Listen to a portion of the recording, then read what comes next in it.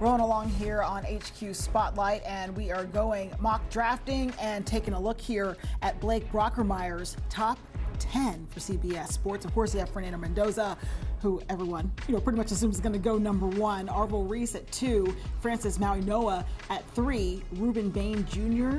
going at 4, and Spencer Vano at 5.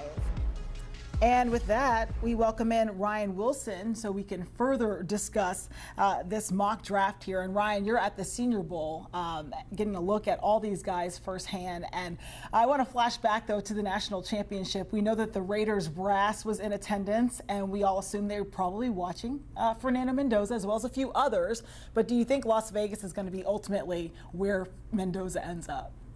Hey, Tiffany, good to see you. I do not want to live in a world where the Raiders do not select Fernando Mendoza. This feels like the surest of sure bets, perhaps going back to when Joe Burrow went to the Bengals back in that draft 6 or 7 years ago. So this feels like a done deal. And also worth mentioning that national title game. Shout out to Blake Brockermeyer. His son, James Brockermeyer, was the center for the U. He's here this week in Mobile, Alabama. So I'm excited to see him as well.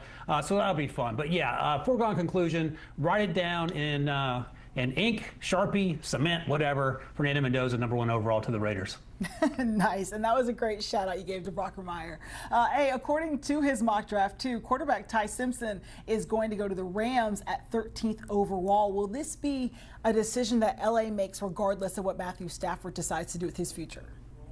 Well, I heard your segment with Pete and Damien a moment ago talking about that interaction after the game with Sean and Matthew's future. This is interesting, right? Because Ty Simpson declared for the draft. He only has 15 career starts. He feels like a mid to late first round pick, and some NFL teams that are interested in quarterbacks, and there are 6 or 7 of them, are going to have to determine, is Ty ready? Because when you look at the list of guys who have started 15 games and came out 15 or fewer, you have Anthony Richardson on that list. You have Mitchell Trubisky on that list. You have Dwayne Haskins on that list. So there's some risk with taking guys without a ton of experience.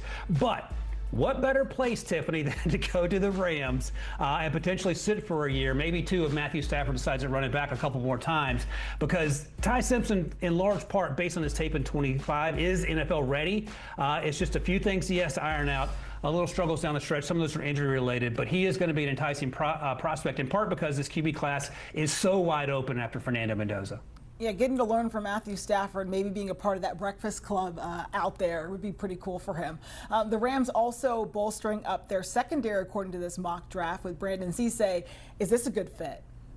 Yeah, he is one of my favorite players that not very many people are talking about. He's going to be here this week in Mobile. I'm interested to see him ball out. He is a physical cornerback. He plays well in press man coverage. He comes downhill in run support. And we heard Pete just talk about this. They need help in the secondary. They have a ton of guys whose contracts are going to be up in L.A., and he feels like a guy who comes in and hits the ground running. He would have been a huge asset last night if they had a way to get a time machine to get Brandon Cisse there to play for them. He would have been certainly helpful. But that's something they're going to have to address. Luckily, they have those 2 first-round picks thanks to that trade last draft with the Falcons. So they're picking high and they're picking low in the first round. If we know anything about Les Snead, he loves to move around and package picks. So maybe this is a situation where they move up or down and try to get some cornerback help. Yeah, they've been known to do a thing or two in the draft. Hey, how about those Cowboys, Ryan? What do you like or not like about Jeremiyah Love being projected to go to the Cowboys with the 12th overall pick, and then them taking linebacker Sonny Styles with the 20th pick? This is a grand slam followed by another grand slam. There is absolutely nothing to like about either of these picks unless you're a fan of another team in the NFC East. So you have Javonte Williams' contracts up, Miles Sanders, who didn't contribute a lot this year, his contract's up in Dallas, and that leaves Phil Maffa and Jaden Blue, who were drafted last year and got limited reps. So Jeremiyah Love is an absolute home run, as I mentioned, in part because of what he provides as a running back, but he's also an asset as a pass catcher. They'll figure out the George Pickens stuff. They do have CeeDee Lamb, so one more weapon for Dak Prescott. And then you circle back and get Sonny Styles, who was one of the biggest talking points coming into the season, and then Arvil Reese happened. We know about Caleb Downs, of course. He has played his way into the first round. Former safety, moved to linebacker, and he has made huge strides this year in terms of transitioning from the back half of the defense to the front 7. He's an asset in terms of off-ball linebacker. He can blitz off the edge, so he gives them some much-needed versatility and much-needed help because we know that defense in Dallas, while it got better, they fired Matt Eberflus for a reason, so they're looking to get better defensively on a more consistent basis. You can't have insufferable Cowboys fans, can we? So let's keep moving along here. Do you like the idea of the Broncos taking receiver Denzel Boston with the 30th overall pick? I don't like it, Tiffany. I love it because I'm a huge Denzel Boston fan. He is one of my favorite players in this class. He's not sneaking by anyone because they're flying under the radar because he's 6'4", but he is big, he is strong, he is fast. There's some scouts that question his speed, but every time I watch him play, he's running by guys. He also loves to block, which is going to fit in perfectly to the Sean Payton offense. And look, Marvin Mims' contract's going to be up after next season. They have Cortland Sutton. They drafted Pat Bryant. I think he's an upgraded version of Pat Bryant, and I think he helps that offense. He helps in the run game. They've struggled with the run game in terms of ability to block. He has return ability. He's returned a punt this year at 6'4", which is sort of crazy to wrap your brain around. And then he gives Bo Nix one more weapon. He's essentially Evan Ingram, but he can play outside in terms of the athleticism and the size. So I love the idea of pairing Bo Nix with Denzel Boston and getting him in that Sean Payton offense.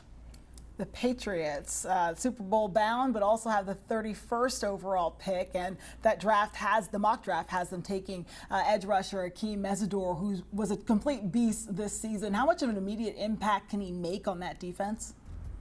As immediate as an impact as one person can make on a defense, because for as good as the Patriots have been, they have struggled maybe a little less than average in terms of getting after the quarterback, right?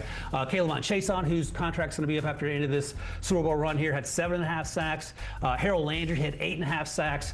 And then Elijah Ponder, the linebacker, was next in terms of sacks. So Mesidor, who's going to turn 25 in a couple months, guess what, Tiffany? I do not care because he is, as you noted, incredibly dominant, playing opposite Reuben Bain Jr., but he's going to come in right away and just provide not only the ability to set the edge of the run, but he is going to win consistent one-on-one battles, allowing the rest of his defensive line mates to also pressure the quarterback. So I think this is a perfect fit. And again, if he's only a one contract guy and he plays till he's 31, that's okay, because when you're picking the bottom half of the first round, you want dudes to come in right away and contribute. That's exactly what Mesidor is. And I would imagine whether he's 21 or 25, he will get that second contract if what we saw this season is a precursor of things to come, because he has been so incredibly good.